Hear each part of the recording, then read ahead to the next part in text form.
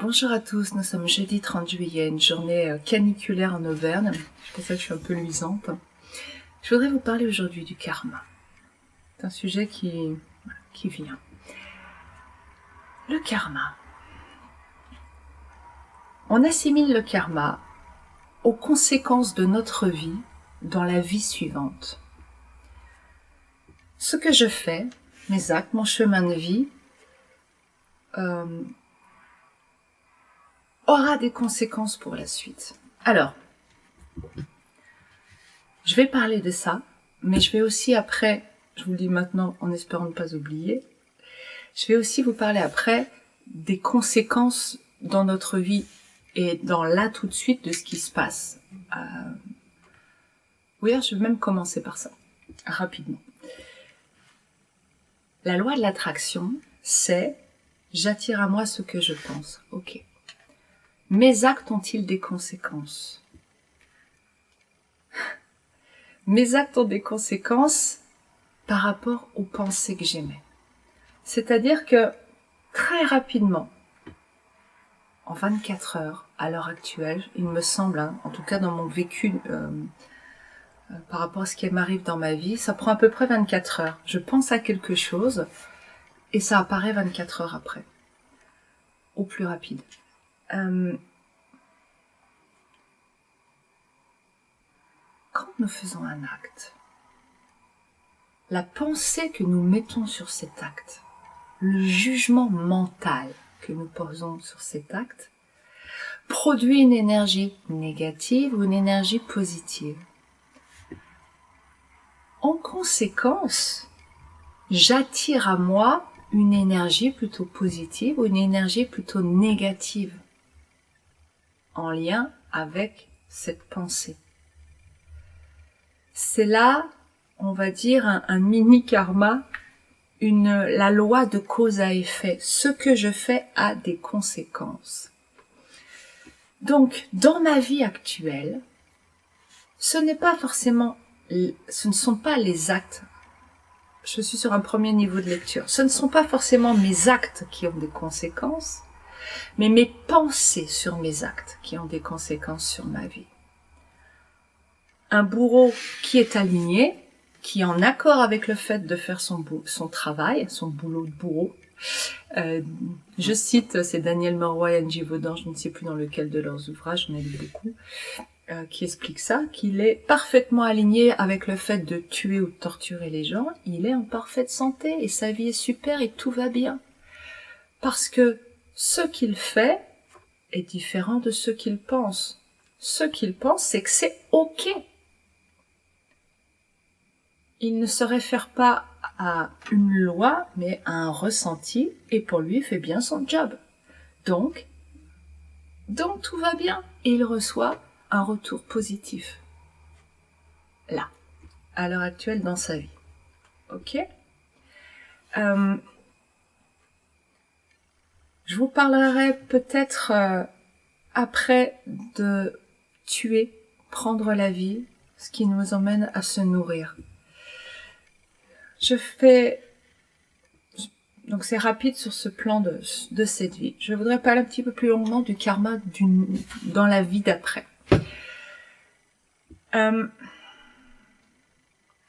Il semblerait, parce que là où j'en suis, je ne sais pas, c'est toujours une interprétation, un ressenti, une vision et non pas la vérité, bien entendu. Donc, je ne sais pas, je n'ai pas voyagé dans le temps, je ne fais pas des voyages astro comme Daniel Moroy et Angie Vaudan, ou je n'ai pas... Enfin, j'ai des mémoires de quelques vies antérieures, mais voilà, ça s'arrête là. Donc, je ne sais pas. Et pourtant, je vais vous dire des choses, en ne sachant rien. Il semblerait que nous ayons une mission de vie, entre guillemets, quand nous nous incarnons. La première mission que nous avons à vivre, c'est vivre. Je l'ai déjà dit, je le redis. Et c'est l'essentiel. Vivre. Et vivre, c'est quoi? Vivre, c'est apprendre à s'aimer, parce que nous avons besoin de recevoir de l'énergie pour vivre. L'énergie d'amour, c'est the best énergie, c'est le bio, c'est le top, l'énergie d'amour inconditionnel. Nous sommes prévus pour fonctionner comme ça, avec de l'énergie d'amour inconditionnel de notre source, appelez-la comme vous voulez, de notre partie non physique, et c'est comme ça que nous fonctionnons normalement. Notre société nous apprend à nous couper de ça et nous fonctionnons tous anormalement. Nous fonctionnons tous à moitié dans la souffrance de ne pas pouvoir respirer complètement avec le chakra du cœur.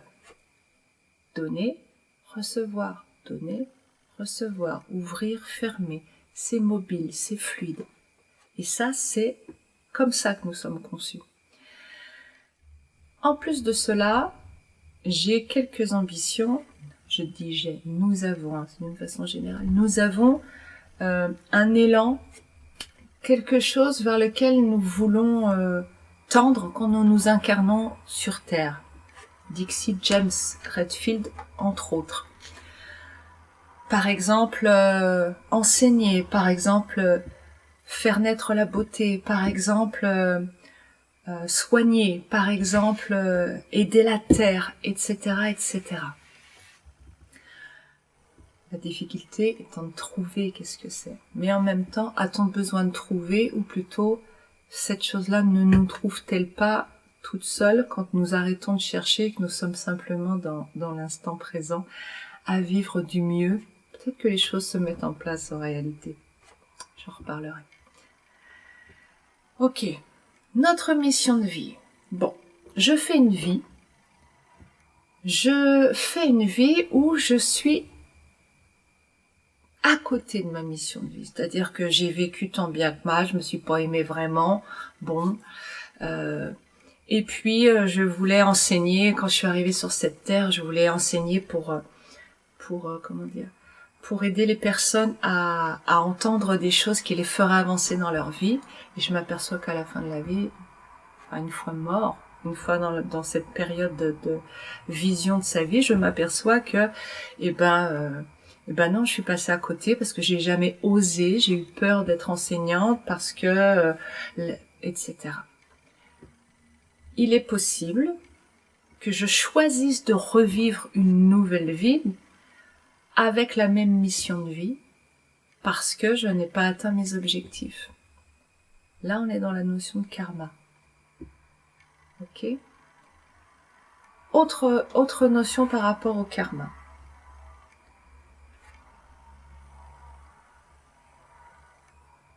Sur Terre, j'ai fait du mal. J'ai fait souffrir les gens. Quand il y a la revue de vie après la mort, semble-t-il, après la mort, non seulement nous voyons tous nos actes, mais nous sommes aussi capables de sentir chez les autres les répercussions de nos actes. Et là, nous sommes en plein dans le karma. Ressentir les répercussions chez l'autre. Et si nous avons fait souffrir beaucoup de gens, nous avons à cœur de transformer les choses. Il faut bien comprendre que cette notion de karma, enfin en tout cas, telle que je l'aperçois, il ne s'agit pas d'un jugement immanent, c'est bien, c'est mal, il s'agit de je veux avancer sur mon chemin de vie pour aller vers l'amour. Quand nous nous incarnons sur Terre, nous voulons vivre, c'est-à-dire apprendre à nous aimer. Mais nous oublions très vite que nous sommes équipés pour apprendre l'amour inconditionnel, ou plutôt le faire fonctionner à l'intérieur de nous. Et donc, nous nous dévoyons dans des choses qui n'ont rien à voir avec ça. Quand nous repartons de cette terre, quand nous nous désincarnons et que nous retournons à notre état plus léger, avec une fréquence plus élevée, plus immatérielle, sans ce scaphandre qu'est le corps, nous avons toujours cet objectif d'être dans l'amour inconditionnel. Sauf que la vision est plus large et que, ici nous raisonnons en termes de journée. Demain je vais faire mieux, je vais faire ci, je vais faire ça. Et comme nous sommes dans l'au-delà, nous raisonnons en termes de vie. Dans cette vie, je vais faire ci, je vais faire ça. Chaque vie est une journée pour l'âme. En tout cas, c'est comme ça que je le ressens. Donc, Pour moi, il y a le même fonctionnement dans l'au-delà et ici. C'est-à-dire l'idée que il n'y a ni bien ni mal. Il y a un jugement que je mets sur mes actes et c'est ce jugement qui a des répercussions. Quand je fais quelque chose, c'est l'énergie qui est derrière qui va avoir des répercussions. C'est quoi l'énergie qui est derrière? Je vais vous prendre un exemple. Si je dis quelque chose on dit souvent qu'on fait souffrir les autres.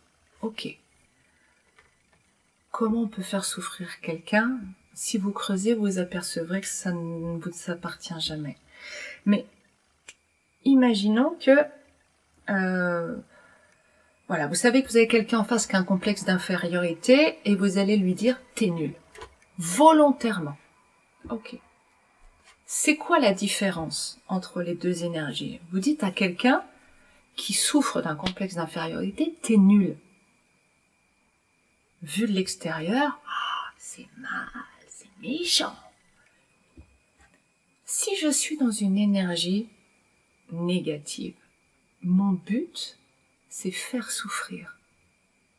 Donc quelque part, celui qui regarde peut voir que c'est méchant. Il peut juger comme c'est méchant. Mais il peut aussi juger c'est méchant quand ma volonté, quand mon énergie est positive et pleine d'amour, et je vais dire un t'es nul à l'autre, non pas pour le faire souffrir, mais pour le faire réagir. Parfois, enfoncer la tête sous l'eau, ça oblige l'autre à prendre des ressources. T'es nul. Ah oui, t'es nul. Oh là là, t'es vraiment nul. C'est fou ce que t'es nul. Oh regarde, t'es encore nul. Ça peut paraître horrible, mais l'intention là est totalement différente de l'intention de faire souffrir. Qui va juger à la fin de ma vie si c'est bien ou c'est mal ce que j'ai fait? C'est moi. Et ce que je vais juger, c'est l'énergie derrière. Il me semble que la répercussion de nos actes, il faut pas oublier que quand je dis t'es nul à quelqu'un, avec une intention positive, c'est mon monde, ça m'appartient ça. En tout cas, dans ma vision des choses, ça m'appartient. Quand l'autre le prend négativement, ça lui appartient. Je ne peux pas, moi je lance une balle, que l'autre l'attrape ou pas, après c'est son côté de la relation. S'il n'est pas capable d'attraper une balle, moi si j'ai lancé du mieux possible, quelque chose qui me paraît attrapable, avec mon jugement bien sûr, j'ai fait ce que je pouvais. Le reste appartient à l'autre. Pareil pour ces paroles, quand je dis t'es nul avec amour, pour faire bouger l'autre intérieurement. Alors je ne le fais pas en coaching, je vous rassure, je ne ferai jamais ça. Mais l'énergie derrière, voilà, c'est une énergie qui est pleine d'amour. Et le reste appartient à l'autre. Quand vous regardez votre revue de vie et que vous voyez que votre intention a toujours été positive, les répercussions sur la vie suivante vont être évidemment très différentes de quand vous regardez et que vous voyez qu'il y a eu de la cruauté, de la méchanceté, de l'énergie négative. L'ignorance et la maladresse, c'est notre état normal à l'état d'humain. La méchanceté, la cruauté, c'est aussi une forme de normalité qui est liée à l'ignorance et à l'inconscience. Maintenant, c'est pas le chemin vers lequel nous voulons aller. Donc, dans la vie d'après, la journée d'après pour l'âme, nous allons transformer et choisir un chemin qui nous oblige à aller vers davantage de bonté et d'amour. Sur un plan plus précis, un exemple plus concret. Je vais parler de moi, exemple que je connais quand même assez bien. Je ne veux pas m'incarner. Pourquoi? Parce que Je suis nul, je n'ai aucune valeur. Donc je ne veux pas naître, je ne veux pas vivre. Et je vais donc me retrouver dans une vie que je choisis à l'origine avec des gens dans la même vibration, des parents qui ne veulent pas de moi, qui ne veulent pas que je vive. Enfin, entre guillemets, hein, ils n'ont pas essayé de me tuer non plus. Enfin, pas en tant qu'adulte en tout cas. Ils ne veulent pas que je vive. Pourquoi ? Parce que si on m'enfonce la tête sous l'eau, je vais chercher la force de respirer. Ou alors, je vais encore mourir et je vais recommencer dans la vie d'après jusqu'à temps que je réussisse. Une dernière chose, en fait, il y aurait pas mal à dire, mais je vais pas faire encore trop long les vidéos. Je vais rester dans mon format de la 20aine de minutes. Les suicides. Un message à passer par rapport à ça. Nous sommes un des pays où il y a le plus fort taux de suicide. Nous sommes le 3e pays au monde à avoir le plus fort taux de suicide. Nous sommes le 1er pays au monde sur 51 pays qui ont été... je ne trouve plus mes mots, un peu fatiguée aujourd'hui. Qui ont été... bref, sur 51 pays, nous sommes le pays le plus pessimiste au monde. Y aurait-il une relation de cause à effet ? Le suicide, c'est croire qu'on va arrêter tous ces problèmes en arrêtant cette vie. Je vous invite à lire les livres de Meroy Givaudan. Celui-ci s'appelle La rupture de contrat, qui parle du suicide. Et qu'est-ce qui se passe ? C'est que quand on se tire une balle dans la tête ou qu'on passe sous un train ou peu importe la forme de sa mort, rien ne s'arrête. C'est-à-dire qu'on se retrouve avec la même souffrance mentale une fois qu'on est mort. On a perdu son scaphandre, mais on a toujours la petite roue qui tourne dans la tête. Avec, en plus, la vision de la souffrance que l'on a causée aux autres. Et on se rend compte qu'en fait, il y avait beaucoup d'amour là où on ne voyait que la souffrance. On s'est fait emporter par notre hamster. Dans le cas des suicides, il arrive une des pratiques, semble-t-il, c'est la réparation. C'est-à-dire que dans la vie d'après, on va terminer le temps qui était imparti à la vie précédente. Dans les exemples de livres de la rupture de contrat de Meroy Givaudan, ou juste Anne Givaudan, je ne me souviens plus si c'est juste elle qui a écrit, elle explique que souvent, quand ça va pas du tout, il y a toujours la vie, il y avait toujours des possibilités derrière de changement. Et que les gens, au lieu de faire face à leurs épreuves, ont préféré fuir. Et qu'en fuyant, ils se sont eux-mêmes créé un engrenage vers l'enfer de leurs pensées. Ça n'est que ça l'enfer de leurs pensées. De repli sur soi, de tourner en boucle dans cette souffrance. Et que donc, ces âmes qui se sont donné la mort reviennent finir leur durée de vie, le karma, dans la vie d'après. S'il leur restait, si ce sont des personnes âgées, parce qu'il faut savoir que les suicides touchent énormément de personnes âgées qui ne veulent pas vivre l'impuissance, et pourtant l'impuissance, quel moment extraordinaire quand on ne peut plus qu'être et qu'on arrête le faire et l'avoir. Elles refusent cela, elles se donnent la mort et elles reviennent. Il reste 1 an et demi à faire. Et elles renaissent comme un bébé, par exemple, qui va mourir au bout d'1 an et demi. Mais ce 1 an et demi, avec l'amour de leurs parents, ils vont trouver des parents qui seront pleins d'amour, va leur permettre de transmuter ce qui n'avait pas été transmuté et de retrouver l'amour dans la vie suivante. Vous voyez cette notion de karma ? Ça peut être des durées beaucoup plus longues. Elle citait l'exemple d'un jeune qui avait été envoyé au Vietnam et qui avait commis en tant que soldat plein d'horreurs. évidemment, et qui s'est donné la mort parce que voilà, il vivait l'enfer, il revoyait tout ce qu'il avait fait jour après jour, une fois après être revenu de la guerre. Il s'est suicidé, sa souffrance n'a pas cessé, hein. Et après beaucoup de temps de soins vibratoires dans l'au-delà, il est revenu sur Terre, il est revenu comme pompier, et ça a été un pompier casse-cou qui sauvait la vie de tous, et qui est mort d'ailleurs dans l'attentat du 11 septembre en sauvant des vies, et en sauvant une des personnes qu'il avait torturées en tant que soldat.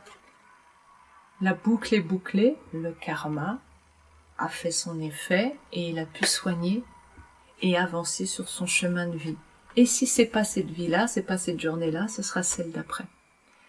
Pour conclure, parce que ça fait déjà une longue vidéo, pour conclure, ne vous occupez pas de la vie d'après. Ça, de toute façon, il y a votre partie non physique qui est là pour gérer tout ça. Ce qui est important, c'est de rester dans cette vie maintenant et dans chaque instant. Parce que ce maintenant, il conditionne l'instant d'après, ce qu'on appelle le futur qui n'existe pas. Je reconditionne là, je me sens bien, je suis dans la joie, toc, je conditionne la seconde d'après, je suis dans la joie. La seconde, et en fait, avec nos hormones, c'est un petit peu plus que la seconde. La colère, il faut 1 minute de colère, dans 5 minutes de colère, il faut 1 heure pour évacuer toutes ces hormones. Imaginez. Donc, quand je me crée du bien-être, je me crée un futur positif. Loi de l'attraction, toc. Positivité. Et votre vie n'en sera que merveilleuse. Et forcément, si ma vie est merveilleuse, au niveau du karma, eh ben, j'aurai des chances d'avoir une vie quand même bien sympathique après, puisque j'aurai émané beaucoup d'énergie positive. Voilà en gros. N'hésitez pas si vous avez des questions. Comme je vous dis, il y aurait beaucoup à dire encore. Je vais m'arrêter là. Je vous souhaite une très belle semaine. À bientôt. Au revoir.